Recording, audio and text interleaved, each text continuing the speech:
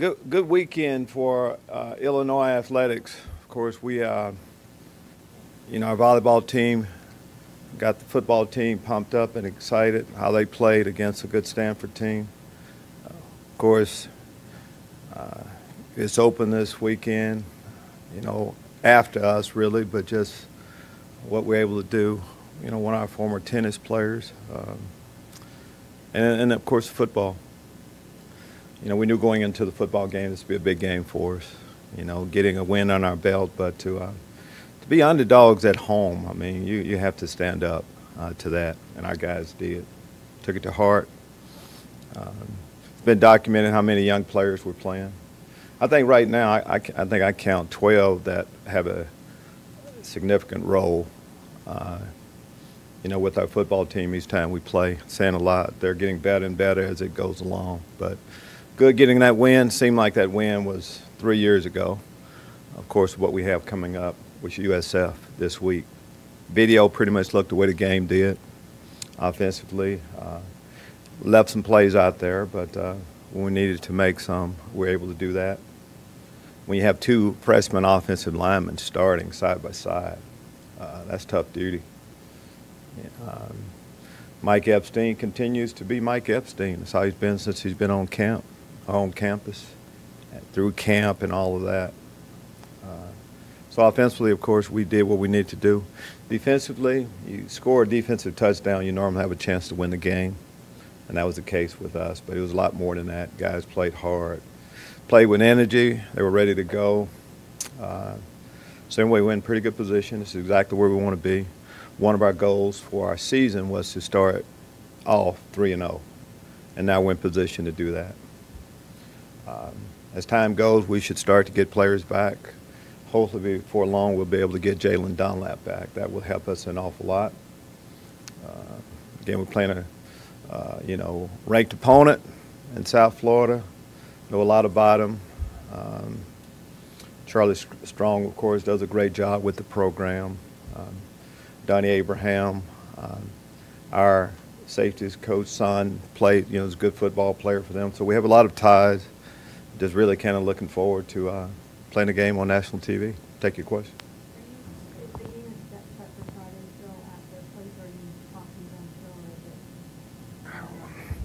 We have our athletic director in the back. He can talk on that a little bit later on. But right now, we have a game Friday night. Nothing has changed. Hadn't been. We're preparing the way we always have been. I know there's been speculation, but I have a home in Tampa, so I was paying attention closely. I don't think Tampa was hit as hard as we anticipated. So, again, we plan on getting on the plane Thursday and playing a great game Friday.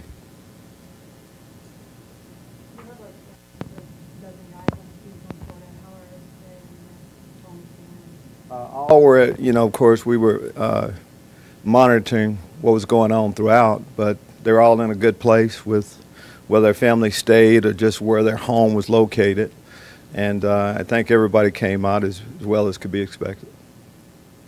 We were talking to Christian and Chase about your freshmen, and Christian was talking about Larry Boyd and Alex, he was just saying, what I've told him is if you're unsure, just go as hard as you can and block somebody and maybe something good will happen with it. Have you had to deliver that kind of message to members of your freshmen?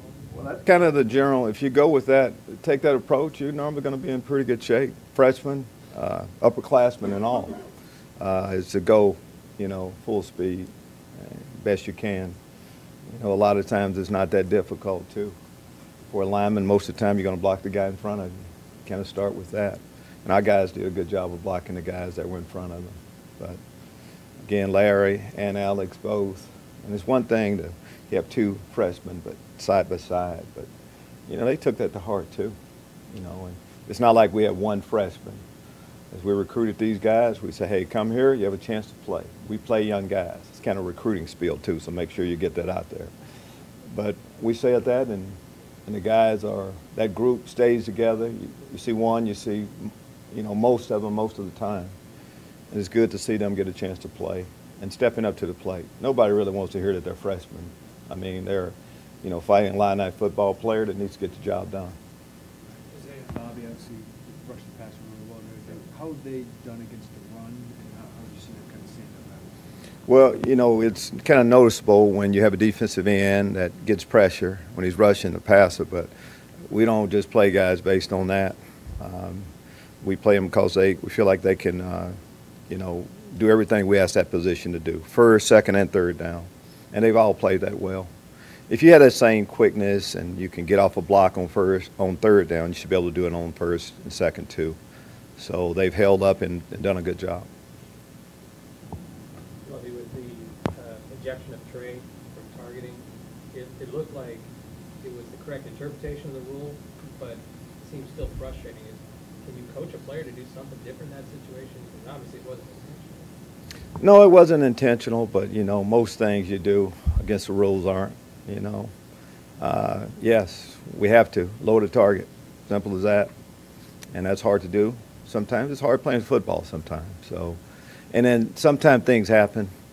It's not like we're going to tell Trey to change up the way he plays football, but just try to lower the target. And we just hope that these situations don't come up too often.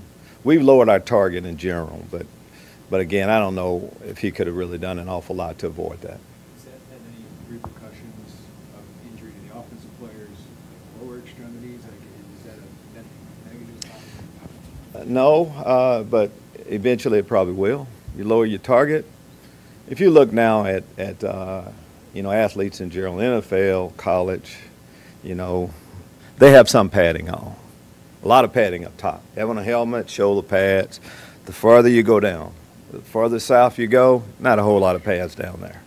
So, of course, now you have to have a knee pad, at least touching the knee, but most of them are above the knee. So, for us, as a defensive player, yes, as you lower the target, you should see more lower body injuries. Saturday, we walked out with this build. It seemed there was a great home field advantage that you guys had. What does it mean to you and the team to have this great student support, and how do you think it will impact the program home field advantage-wise going forward? Well, you're correct. It was a great college environment. Our fans were super. As we came into the stadium, there was a different feel. I think night games, as a general rule, gives you a little bit different feel, but there was a lot of excitement. We have great students, and to feed off of their energy means a lot. First step is for us to, as we've talked, to put a good product on the field, give people something to cheer about. And we know that the fans will continue to come, even more so than they have. But again, great environment, great crowd, and we're going to try to continue to do our job to make it be an entertaining game as much as anything. Coach Blake Hayes has gotten a lot of work punting so far. What have you seen from him that's impressive? I'm sorry, you know, I had somebody here and somebody there. Why don't you go ahead again? Blake Hayes as a punter, he's gotten a lot of work in so far through 3 games. Has he impressed you? Is he going to really play football? Had the same thing, but no, you're good. I heard yours though. Blake Hayes has impressed. I said an awful lot too. You know, we talked about first game, not just first time playing, first time watching a college football game. But Blake made some big plays. That pooch, that sky punt, pinning them back right before the half, was as big a play as there was, I thought, in the game. So he's got a strong leg. He's calm. He's a confident player, and we're going to call on him a lot. What you feel about your offensive? We'll ask questions online. We'll take questions from the phone lines at the end. How did you feel about your offensive line after all the changes they made from the summer? I felt good about them. As you mentioned, I think everybody was playing in a different position than the previous week. So to have a few days to try to gel as much as possible, pretty good. We had protection most of the time. You know, it was better than the first week, I would say. And so hopefully we can get guys locked in now and keep players there. In an ideal world, you want to play the same offensive line. You know, some positions, you know, wide out, defensive line, you know, you rotate a lot of guys. Offensive line isn't a position you want to rotate a lot of guys. You want to get 5 guys you feel comfortable with and let them grow together. Hopefully we have that now. What's the biggest challenge South Florida's poses to you guys? Well, you start, you know, Quentin Flowers. I mean, they're quarterback, Heisman Trophy winner, a Heisman Trophy candidate. He can do it all. Of course, it's documented that he's a great athlete, that he can run and, you know, move the chains with his legs. But I feel like he's an accurate thrower, too. And when you're that type of athlete, you can buy time to be able to get the ball off. Big playability going down the field. Have a good running game, too. A lot of starters returning. So offensively, you know, a lot of people are going to talk about the offense, but they have a lot of defensive starters returning. Last year they created a lot of, you know, they took the ball away a lot of times. So just a big challenge. You know, we're playing a ranked opponent. That's a good football team. The first road test for a very young team to change the preparation. Do you lean on the upperclassmen to do more this week? No, we've been upperclassmen are supposed to lead at home and away. We have a routine that we go through. Eventually the game's going to be played the same way, the same field. Not making a big deal out of that. They don't know a whole lot about that, you know. Again, they know that it's a TV audience, nationally, a national TV audience watching, another chance to get better. You said Saturday night after game, like the first drive of the second half was maybe what you want the offense to look like all the time. Yes. How do you get to the point where that is kind of consistent? Well, you know, started the game off, new O-line, different things that you know, early in the season, you're working through things, trying to find out exactly who you are. And you need to get in a position where you need to come back out at the half and put a good drive together and see as a group what you can do. They knew that that was an important drive for us too, and weren't able to stop us. So I think that gives you confidence as you move forward. Next step, of course, for us to start off like that and play consistent ball like that throughout. One of the things we've talked about is being consistently good throughout, and we need to be able to show that more often. Is that kind of the main balance of run and pass that you'd like to see? Absolutely. As you look at the perfect model of what we want to be offense-wise, is we do want to have balance. To be able to run when we want to be able to pass when we want to, not necessarily when we have to. A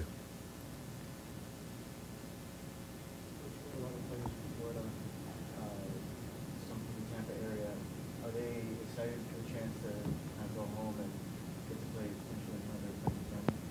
I think it's always, as we look back, I think everybody in the room would say it's always fun when you get a chance to go back home and play where you started. We do have a lot of players from Florida that are excited. We recruit down there heavily also. So, no, again, we're excited to go. And to be a good football team, you need to be able to go on the road and win. Simple as that. It's been great. We have a home field advantage here. But to go on the road when everybody is against you, that's the next step, you know, for our program to be able to go on the road and beat a good team. You mentioned recruits specifically, but you have some from Florida. Yes. Did you check in with those guys and their families as well? Yeah, we're in constant communication with everybody associated with Illinois football, recruits, players, and all. Absolutely. Hey, Coach, you're obviously very familiar with Raymond James Stadium.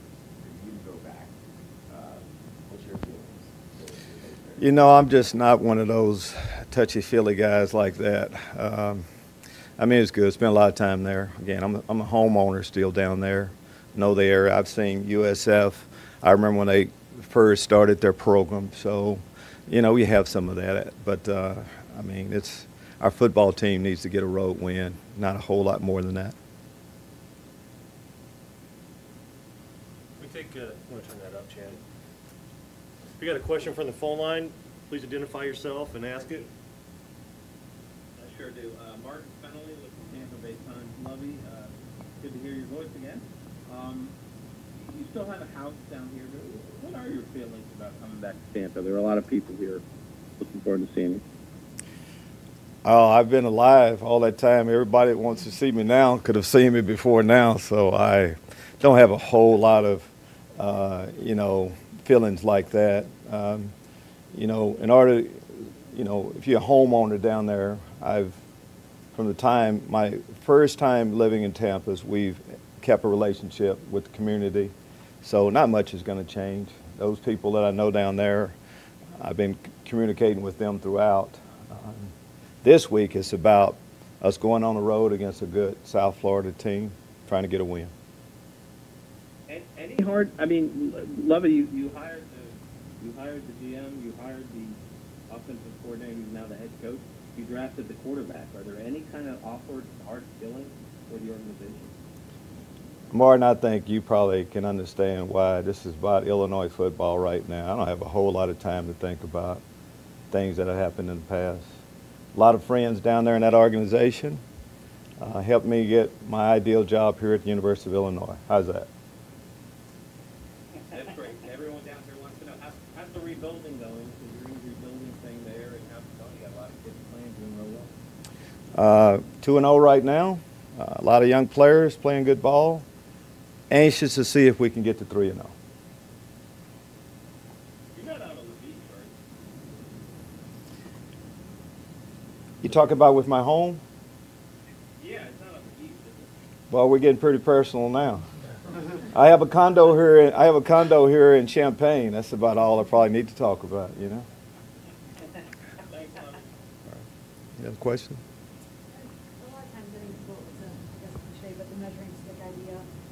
What do you want to figure out about this team? You know, what can you learn or know about this team that's playing a You know, I think just normal things, Shannon, that you would want to know after winning 2 big games and being 2-0 and having the chance to accomplish one of the goals we set at the start of the season. You know, each week when you have a young team, you find something else out about your football team. First game, a lead, lost a lead, had to fight through adversity to win it. In the lead position this week, being able to play and finish a game with that. Just whatever a third game situations bring up to us is what we want to do.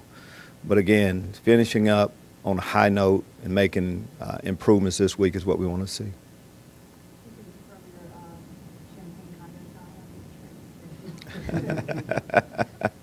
I can't confirm that.